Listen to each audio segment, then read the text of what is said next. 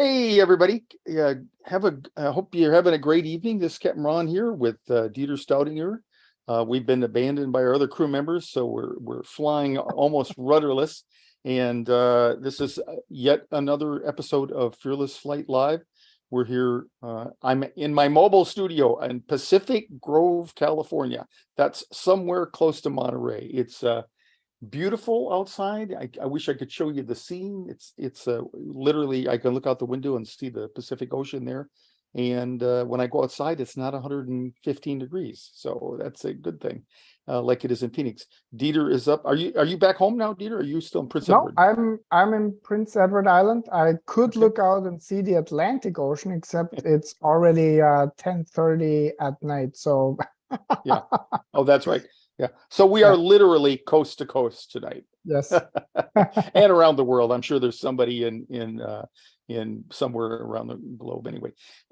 So this is the show that we do every week for people who are afraid to fly, or people who know somebody's afraid to fly, or people who just like to chat with us about the industry and what's going on out there. Tonight we have a special guest, Donna Henry, that I'm going to bring on in just a minute. She's a recent flyer, and we're going to hear about her success story. We love celebrating people's success out there.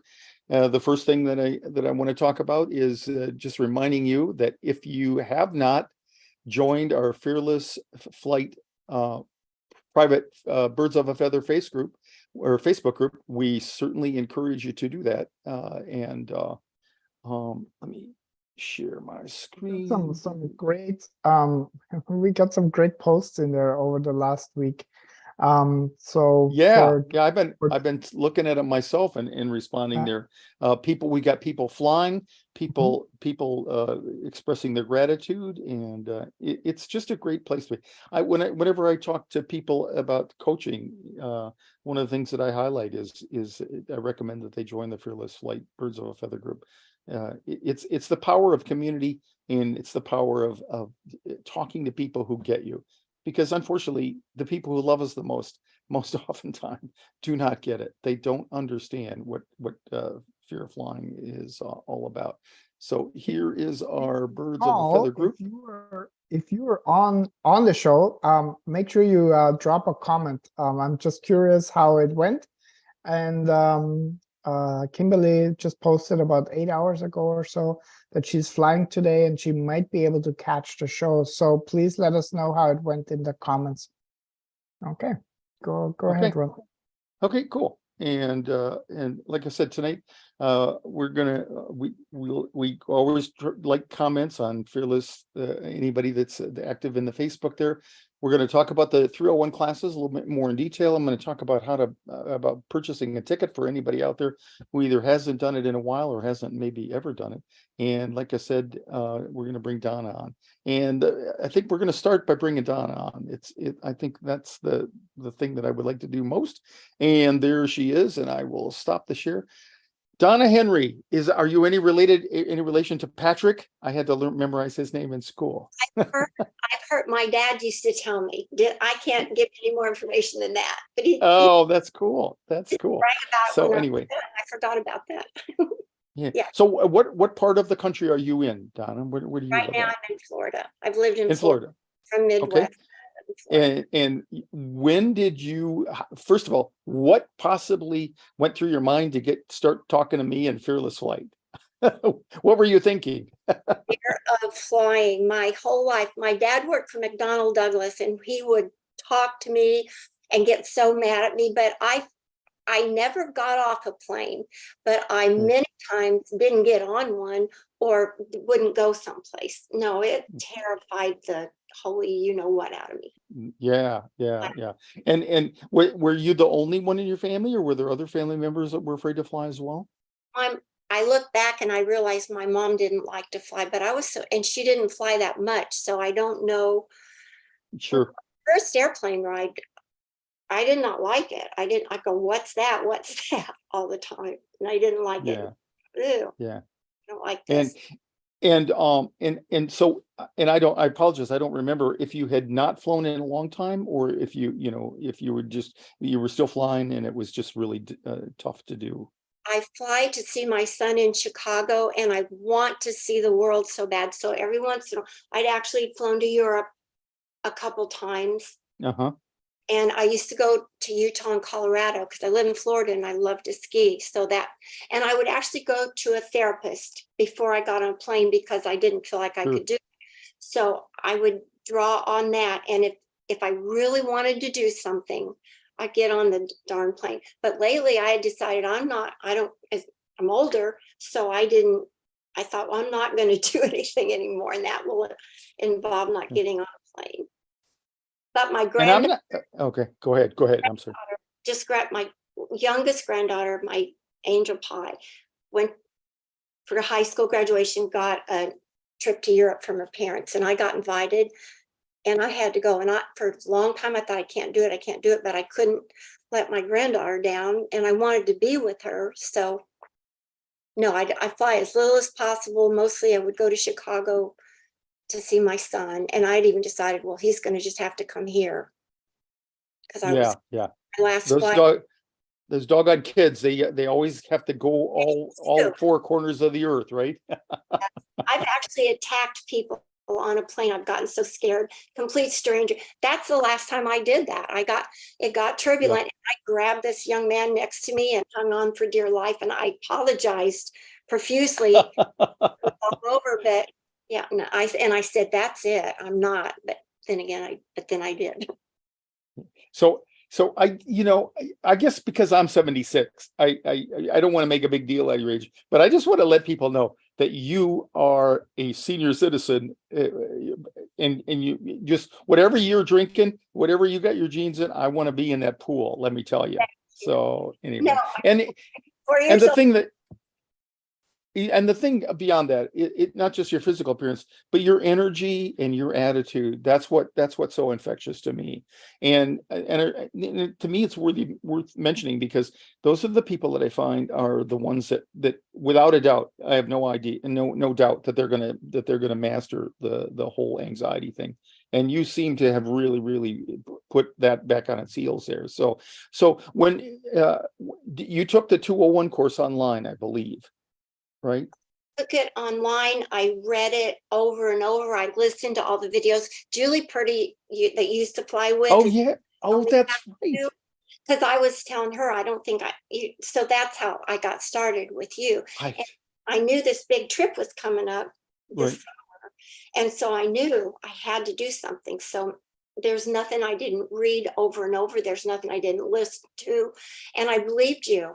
A lot of people say, you deal in facts, you deal in experience. I mean, come on. Finally started really processing in my brain. I'm going to listen, and it worked. Yeah, and I mean, it's just been a joy. And you ask a lot of questions, which I really love. I tell people, I give my cell phone number out. I do, and I say, contact me if you got any questions. You don't have to sit there on your own. I think you were on the coaching calls that we did monthly, and so you just took advantage of everything that's out there. And I'll be the first to say, I'm constantly upgrading and adding content to the 201 course. But there's always more you can do. But you just sucked it dry. I'm telling you. I can tell. And I found I got all my questions answered all the time. Before I was thinking, well, I'm going to ask this, then I'd read the answer, and then I did. So yeah, I did. What were some of the triggers for you, Donna? Of flying. The things that would trigger your anxiety. Obviously, everything. I hated the claustrophobic. I'm super claustrophobic. When the plane's on the ground, I want off. Sure. You hear that all the time. And turbulence, and nothing about it I liked. Nothing.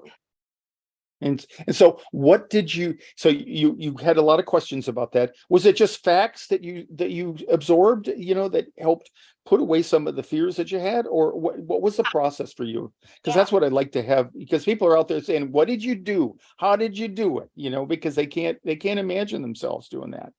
I understand that 100%, because I know how they feel, because that's exactly how I felt.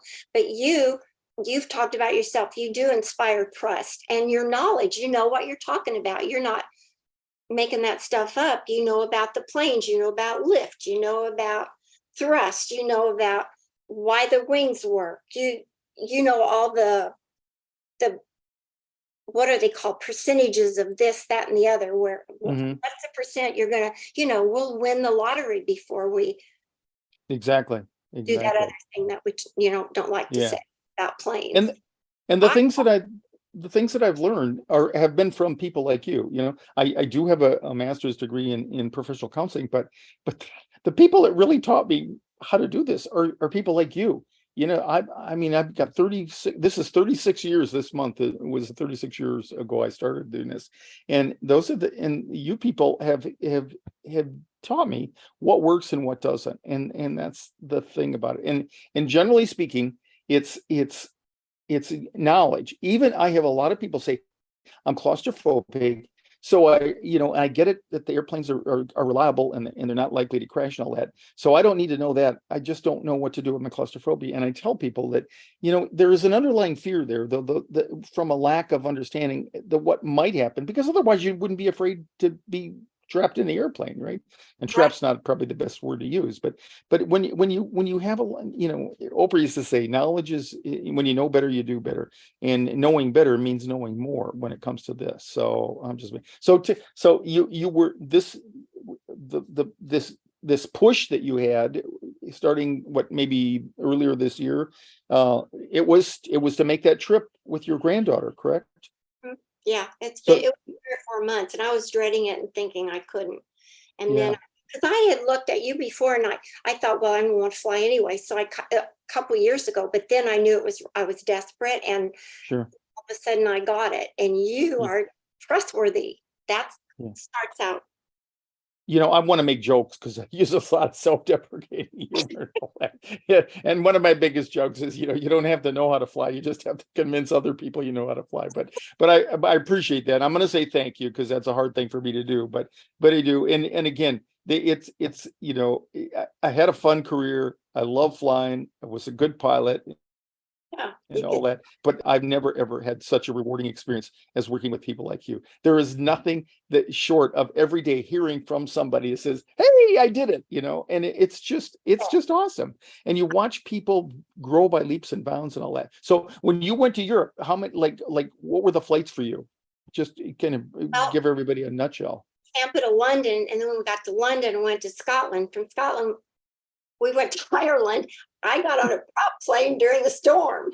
Oh my gosh. It's really happened to, put you right by my side at that time. But I'd say the plane rides the air like a cork rides the water. If I said that once, I said it a million times. And your other thing that you said that was in my head constantly, stop it. When I'd have a thought, I'd scream I'd hear you screaming, stop it. So, and when I first got on the plane, I had the phone with all the 201 class and all this stuff, and I couldn't pull it up. And I texted my son, and he's a therapist, lives in Chicago. Oh my gosh! Of course, he's a therapist. You're welcome. And so I said, Robbie, I can't get him on. I can't get him. It's not working. He goes, Mom, you've got him in your head. Just listen. And honestly, I did. And calm me down, and I did the cork and the water and the boat. And that's the FearlessFlight harmonizer. That's the audio program that comes in the FearlessFlight kit.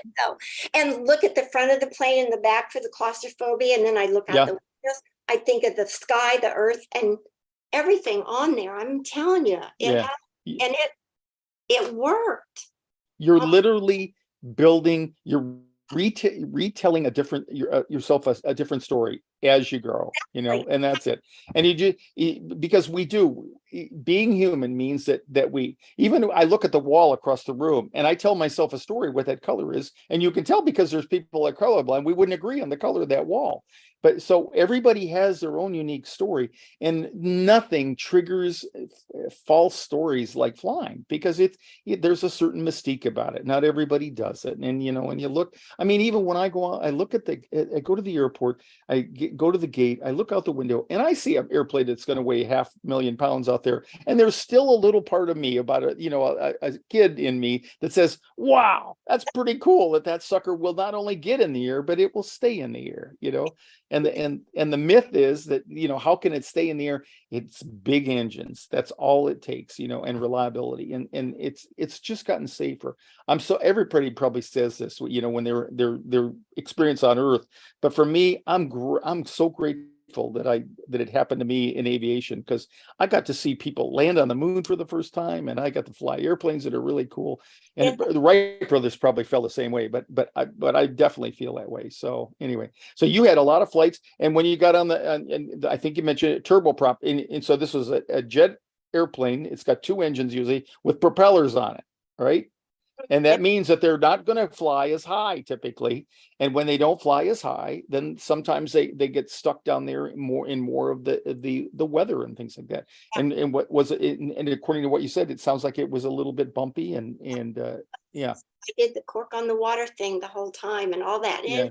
And also it's almost like I pushed that part of me that keeps telling me it's your fear, your story. I said, no, I'm not. I kept saying, I love to fly. Right. Say, I love to fly. And I put up my hands. My whole family was saying it. I love to fly. Mom loves to fly. Yeah. And it's just replacing all the stuff in your head with something else that's different. And it is. Yeah. So we're gonna talk in just a minute. I would love to have you stay on here. I'm gonna talk about people in the LA area. I'm going to do a flight out of Burbank. We're going to go from Burbank to Sacramento back. Most of the people will probably take the 201 course, so you can add to that, reinforce, that's a good thing for them to do. And then the next weekend, we're going to fly out of Phoenix. We're going to go to Burbank and back. And that's just the Clear for Takeoff 301 class. Unfortunately, I didn't have one in Tampa, so you couldn't do that before you flew. But you're living proof that if you put your mind to it, you can do this. And it doesn't have to be.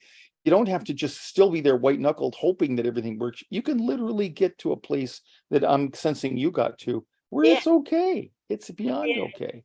Yeah. It felt great. Yeah. So any advice, and I'll ask you at the very end here, typically people, we were talking about this beforehand, and I said, one of the things I've learned is most of the people that call me and I make contact with over the phone or in coaching sessions, something like that, most of them are flying within 7 days. And it always it causes my mind to bubble. I'm like, holy cow, it would have been helpful if you could have done this maybe 2 weeks in advance or something like that. But the feedback I get from people is, if they flew the last time, maybe they got off the airplane the last time they tried it, and that's another story. But if they flew and it was a miserable experience, when they get done, they don't want to talk about flying. They just wanted to go back in there and and hope that there's not another time that they have to fly and they can't get out of it, or that or something will mysteriously come over them, and they'll have the sky will open up and the doves will fly over, and they'll have a miracle experience like that. But I tell people it's not likely to happen. And so then what happens is they'll call me the night before. And so that's the hardest part for me, is to get people to show them that you can do this in advance. And in fact, it helps if you do this. You were at least a couple of months before you flew, you were preparing. I knew I had a lot of work to do. Yeah. And I just, your attitude again was just so inspiring to me, to watch you and talk to you, Donna. So anyway, let me pull this slide up. I'm going to show, we're going to go, it's just a graphic to put up so they don't have to look at my mug all the time here. And I just want to jump in there. we're going to go, I'm going to talk about the LA class. And Ron. Yeah, go ahead. So there were a couple of questions. Oh yeah, questions. So, I'm sorry. Go ahead. The Cleared for Takeoff 301, that's the flight class, and that's what Capt Ron is talking about. So in LA, we're actually gonna have the usually we do a pre-flight webinar the night before. It's 1 to 2 hours, but for the class in Los Angeles on October 21st, that's the flight date. On October 20th, if you can, we actually will do the pre-flight webinar as an evening class at the Air Hollywood studios. So if you can make it there, that's the best way to experience that preparation class. And if not, if you just make the flight on the 21st, we do live stream it as a webinar as well. So I just wanted to answer that, those couple of questions here. Yeah. Go ahead, And Rob. just to reinforce what Dieter said. So in the past, you know, in 2014, what happened is there was an event that happened that in the news, some of you may remember, there was a Malaysian Air Flight 370 that disappeared from the face of the earth. And it brought a lot of people to their knees in terms of aviophobia or flight anxiety. And so I was lucky enough to be contacted by several news stations, but ABC's Nightline did a story, and they came to my class in Denver, and then they came to my class in Phoenix, and then they flew with us. We went to Burbank and back, and it was a memorable experience and all that. But so in those days, and what we ran classes out of Phoenix, and as a result of that experience, I was contacted by a fella in the Burbank area who had a studio, as Dieter alluded to, called Air Hollywood. He jokes they've never killed a passenger. Of course, all they have is mock-ups for the movies industry. So anyway, so he had called me out of the blue and he said, "Hey, I saw your story on Nightline. I was wondering if you'd like to come over here and use this for Fear of Flying." And so I said, absolutely. And so we started doing that. So 2014, 15, 16, 17, 18, and 19, we were on a roll. We were doing classes over there, and then we would meet, as we did in Phoenix, in the morning, cram everybody full of information, and then we'd go flying in the afternoon. It was a very busy day, but it was a very fulfilling day, because nothing is more glorious than watching people get on an airplane when they absolutely positively didn't know they could, and when they're doing it with a group of other people like that. And so that's what we did.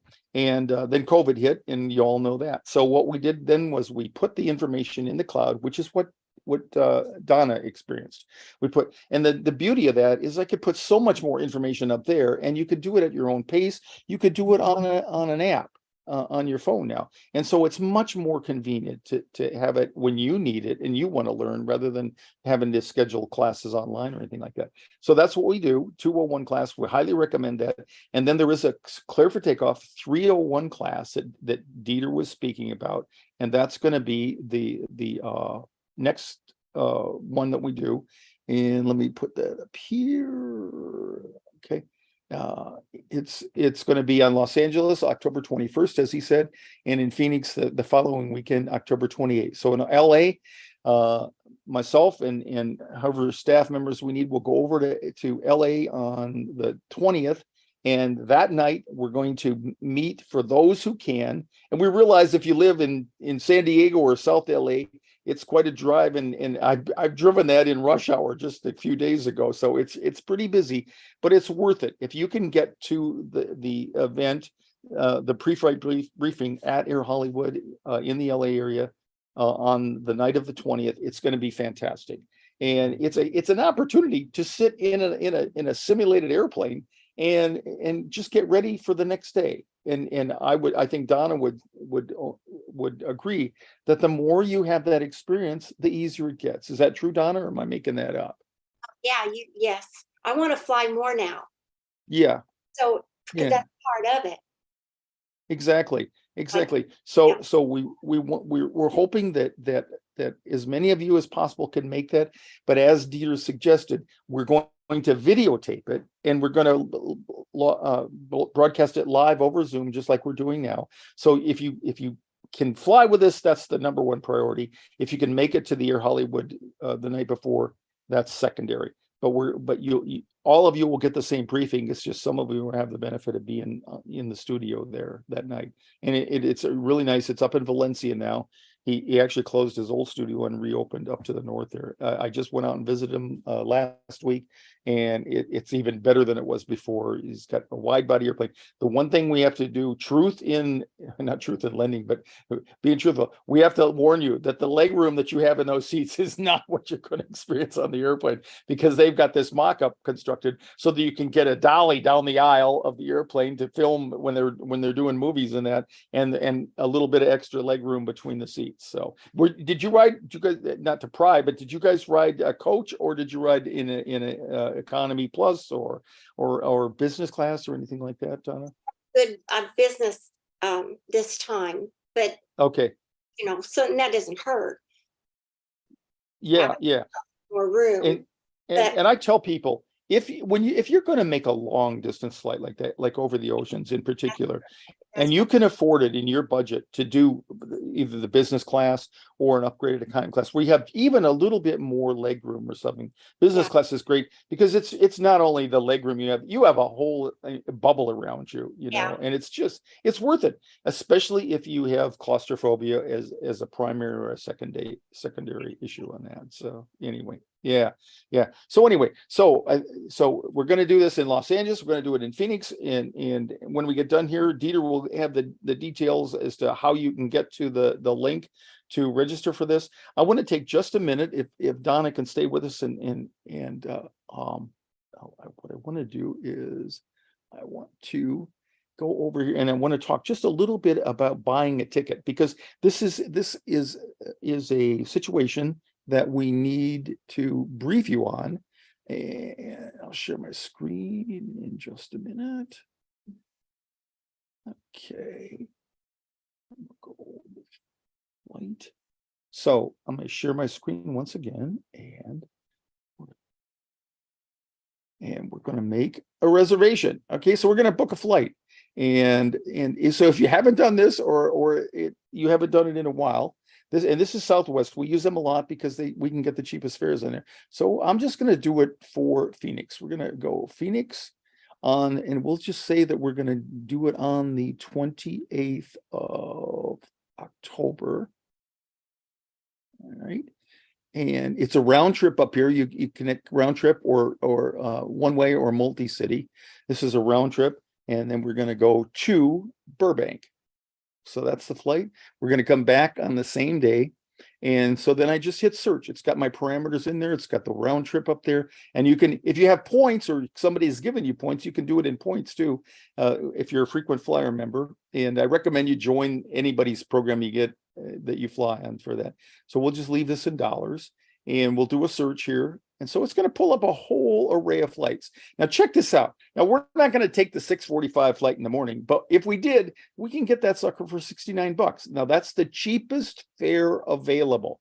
It's the wanna get away fare on Southwest. What that means is you can buy that ticket, and if for any reason you don't make that flight, you can get a credit up to 1 year from the original date of purchase. If they came out with a new one now that's called Wanna Getaway Plus. Now that means in this case, it's what's it look like, about $15 more. Now, if you buy it at this fare, you can not only cancel for any reason, but you can also transfer the points to anyone else who's in their frequent flyer club. And that may not mean a whole lot to you right now, but it just gives you a little bit more flexibility so you don't risk running out of that. And then the anytime fare, that's the full price fare for that leg that you can refund without question. So you decide you don't want to go, you can get your money back. Okay. And these are the three we usually, I prefer to try to do this one because I know I'm going to fly. And I know some of you out there might be on the edge. And the hardest thing in this class is to get you to buy the ticket now up front. Because if you wait, I'm going to show you in just a minute what happens if you wait and you do it the day before. All right. So anyway, now Business Select, I'll just throw that out there. You get some perks with that. You board, you get a free drink and things like that. But I don't mess with that. I just do work with these three here. Okay. So I think, correct me if I'm wrong, Dieter, I think we're taking the, what did we decide? The 9:30 flight or 9:10? 8:45. I think we're doing the 8:45. So it doesn't matter. I'm going to pull that up. What is it? Is that it, Dieter? I just gotta actually go on the on our page ourselves and make sure that we're saying the Yeah, correct. right. I don't want you to get the wrong idea. We get you on the wrong flight if you're flying out of Phoenix here. But anyway, But all the so information, if you just use the link that I put already in the chat, if you scroll all the way down, then even before you purchase the tuition, you get to see which flights we're going on, and I can tell you we are going on the 950, so that's flight number 1264. okay. You're on Okay. Phoenix. You're on Yeah, I'm Phoenix. on Phoenix Burbank. That's okay. That's okay. Okay. All right. I'm And pretty from- sure this is the one, but what this is a great example. So I'll go back here. So we'll take the 8:45 flight and not to work on your sympathy, but this is the hard part for me. So because we got to get you over there, get you back in the same day. And so this gets her at 10:15. So I got to find a flight, and they usually block them out there. Okay, so now I got to find a flight that gets back or that leaves after 10:15 by more than an hour typically. So 11:40 would do it, and it's nonstop. You can see whether one stop, nonstop, whatever. So I'll click that. Okay, so there's the selection for those two legs there. I'm going to go over on this flight. I'm going to come back on this flight.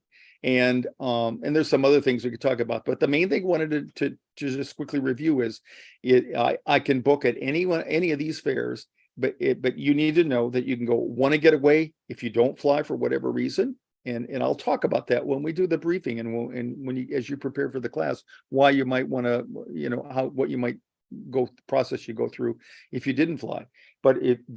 But you want to buy that ticket and get committed. People ask me all the time, what's the number one thing to do if I want to get over my flight? I say book a flight, because that makes it real. I'm sure I'm seeing Donna nod her head. It isn't real until you've got tickets or a reservation in your hand, and now you gotta work towards that. So anyway, so we'd go over on this flight, we'd come back and we'd come back on this flight, and then you simply go through here. You continue, and then it's going to confirm that these are the flights that you want. If you don't have their credit card, you want to get their credit card, and you qualify, you could get $200 off. They'd actually owe you $47 on this one, and then you can continue, and you go to the checkout page. Now, who's flying? So you can see my information is pre-populated. I have a Rapid Rewards account and all that. Down here, you get into how do we contact you? I have them text me. Whatever flight information is relevant. And then if I had credits from before, I would use this check there, but I won't. I would just come down here and I would either use a credit card, PayPal, or Uplift it must be another service that they use. Go down here, it tells me about my receipt, purpose of travel, all that, and I go all the way down the bottom, and then I would purchase. I'm not going to do that right now, but when I purchase, the next screen we see, congratulations, thank you, and then they're going to send it to your email address. So that's the thing, and I just want to reemphasize, get the tickets. So because the most important thing is to get the tickets and freezing it for. I'm sorry, I was going to show you, if you come back, I was going to show you by delaying my purchase or my perusal for tickets there. If I delay it to 2 weeks, the fare starts climbing on Southwest, and because they figure the closer you get to that, if you're looking, the more you got to fly, and so they know that they got you. And so the further out, and usually a month is good enough to get the cheapest fare.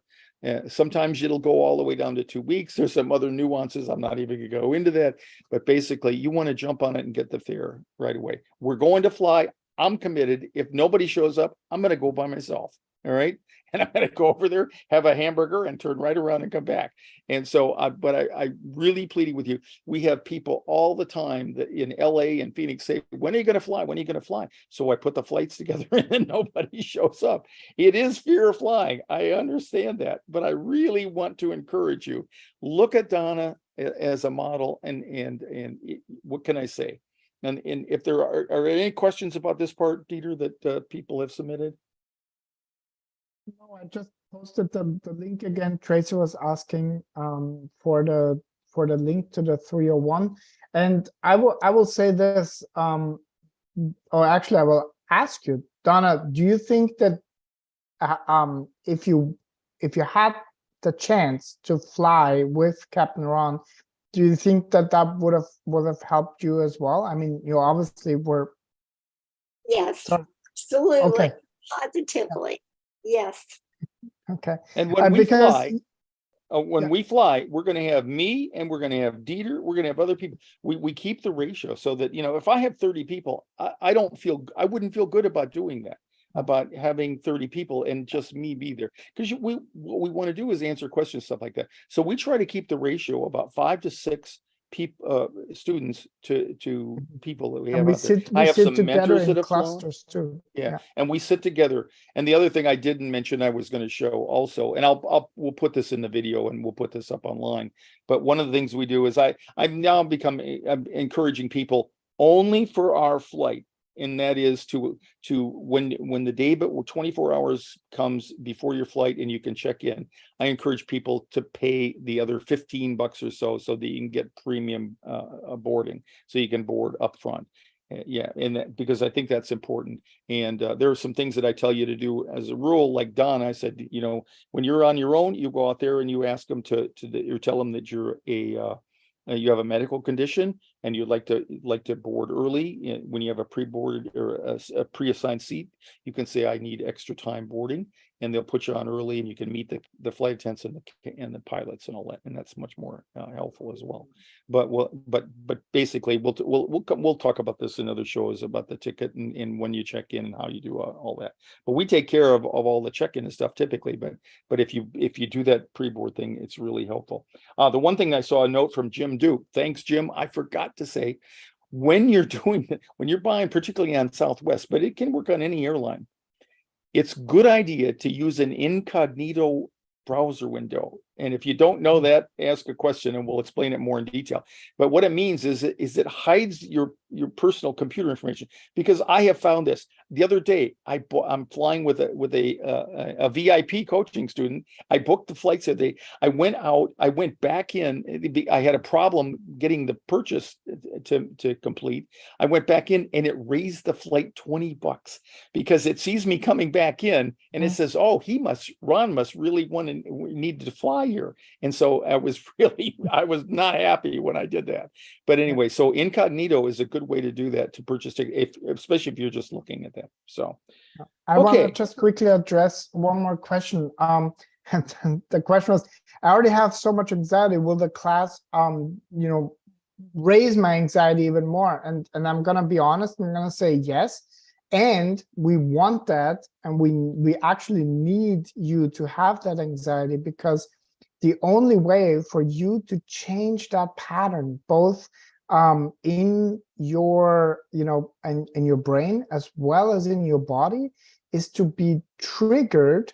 But now you are going to have the information, and I'm gonna say you have the support in order to put the new programming into you, and that will take that will basically require for you to be triggered. Unfortunately, it's not just fear of flying, it's any phobia or any anxiety that you have. That is part of how we get over, feel the fear and do it anyway. But we actually have a feel the fear and use the tools and the strategy that we actually teach you, and then you will anchor the new experience. And so yes, you will feel some anxiety, but the good old amygdala that activates our anxiety, it has to be activated in order for you to get the therapeutic benefit of that. And the thing along with it, yes, you'll notice the anxiety as you get closer, because it's real. That's the good news. And the even better news, though, is when you fly in a group, people say this all the time. They come to the airport and they don't have the same anxiety about other people and strangers. Obviously, we know that there's more people on the airplane than just us, but the Boston class, and I think that's certainly in the replays. And if you're in the 201, maybe we'll put a link up to the show when we have the Boston folks on here and talk about their experiences. But almost to a person, they said, when you're flying with a group like this, you're coming to the airplane, it's the airport, a whole different sensation in your mind or thought process, because you're coming to people that are in the same boat as you. So it's a great experience in that. So I want to wind it up here again. Donna, I want to thank you so much. I was so excited when just watching you make that trip across the pond and back and all that. And I did it sober. First time on it. That's even better. No Bloody Marys before, during, or so I just wanted to add. That's perfect. That's perfect. And well, full transparency, we will say you got COVID when you got back, didn't you? Yeah, I mean, I did. yeah. And so, I want to believe that I've not done, ask you this in detail, but I want to say that it was probably not as bad as it would have been pre-pandemic or in the early part of the pandemic there. Because I got COVID as well once when I came back from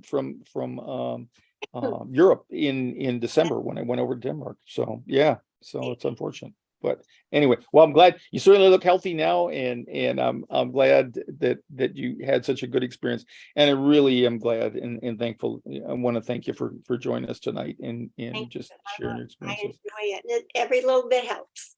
Yeah, and I want you to stay connected and be stay a part of the family and all that. So anyway, so thanks.